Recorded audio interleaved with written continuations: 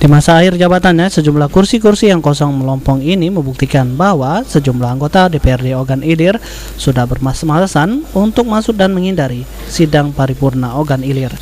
Sidang yang mengagendakan pandangan fraksi-fraksi tersebut, 4 usulan rancangan peraturan daerah Kabupaten Ogan Ilir hanya dihadiri oleh 16 anggota termasuk Ketua DPRD, Wakil Ketua Ogan Ilir yang memimpin jalannya sidang.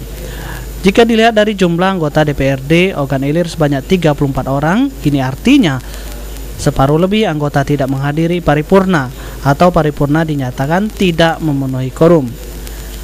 Menanggapi hal tersebut, Sekretaris Dewan Perwakilan Rakyat Ogan Ilir, Baihaki, menampik jika sidang tidak memenuhi quorum. Menurutnya, berdasarkan absensi, jumlah anggota yang hadir telah memenuhi quorum, yakni 50% dari jumlah seluruh anggota Dewan ditambah 1. Ahmad Romawi, PAL TV.